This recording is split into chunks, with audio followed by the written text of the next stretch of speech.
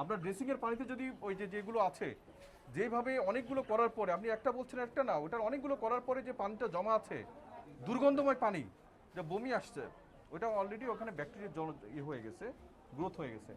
গ্রামীণ সম্পদ অধিদপ্তর আরো ভালো বলতে পারবে। দেখেন এটা যদি কেউ, আমরা যারা খাচ্ছি, আমরা যারা ড্রেসিং করে নিচ্ছি আমাদের সুবিধার্থে, যে আমরা এই আপনাদের দোকানে এসে এইভাবে ড্রেসিং করতেছি, কিভাবে আমরা আমাদের নিজেদের জন্য ক্ষতি ডেকে আনছি, ভাই একটু তাহলে বলেন আমাদের উদ্দেশ্যে। আচ্ছা দেখেন ভাই, আপনারা যখন মুরগি বিক্রি করেন, হ্যাঁ, আপনার মুরগিটা কিন্তু দেখা যাচ্ছে অনেক সময় সুস্থ মুরগিও অনেক সময় থাকে, অসুস্থ মুরগিও থাকে, ঠিক আছে, এটা আমরা স্বীকার করেই নিচ্ছি।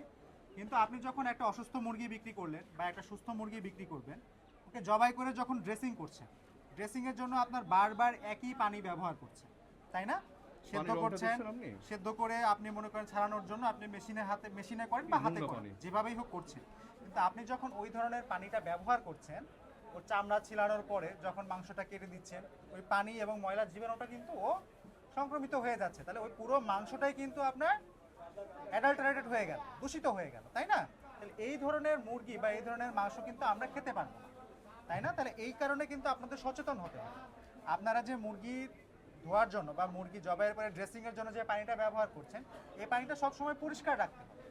আপনি এটা সিঙ্গেল ইউজ করতে হবে। আপনি একটা মুরগির জন্য আপনি একবার একটা করে অল্প পানি দিয়ে আপনি করে সেই পানিটা ফেলে দিন। প্রয়োজন আপনি চার্জ নেবেন, অতিরিক্ত চার্জ নেবেন ভাই, কিন্তু ওই দূষিত কিন্তু ওই ধরনের ওটা বিক্রি করা যাবে না, ঠিক আছে? এটা কিন্তু একদম নিষেধ। আপনাকে জরিমানা করছে এটার জন্য 1000 টাকা।